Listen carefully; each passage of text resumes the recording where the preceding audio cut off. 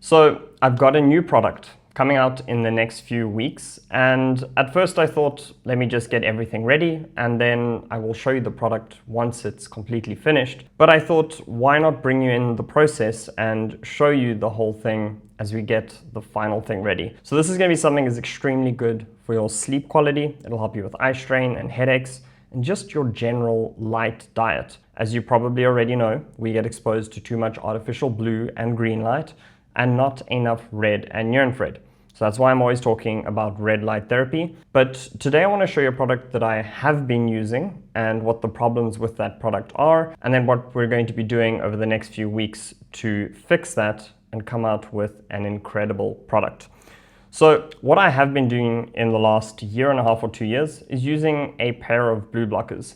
Now I've scratched the branding off these so we can play around with these and destroy them and speak about them freely. Firstly, the clarity on these is not so great.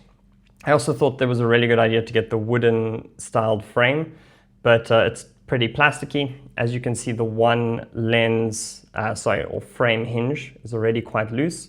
That one still folds nicely, but that left side is quite loose. So the frame was one thing, but there's actually a bigger problem that is a big problem with most blue blocker glasses, and that is the type of light that they are blocking.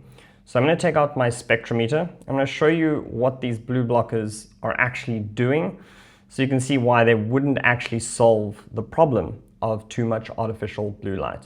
So I'm going to show you two different artificial sources. We're going to use a bright white light over here, and then I'll also just use my cell phone to show you that this is present with all artificial light. But I'm going to take my spectrometer and test what light comes out of it naturally. And then let me get this into focus. So there we're looking at a good amount of blue and green light. Now the big thing that we need to focus on is that blue spike over there at around 450 is extremely important, but we also want to block all the way up until that 530 mark so that it's covering or blocking out the green light as well. So what I'm going to do is I'm going to take these blue blockers, I'm placing the lens over the filter on the top here, and then we're going to test it again.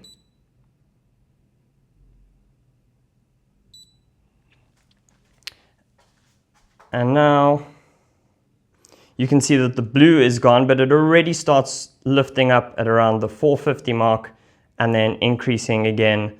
That all the way up until 535, we want that blocked as well. Blue light is not the only thing that interrupts your sleep. Green light also suppresses your melatonin. So a good pair of blue blockers should be covering both the blue and the green light. I just want to show you a quick thing from a cell phone. So I'm just going to take my cell phone screen. That's my dog Baker. And just test again the type of light we get from it.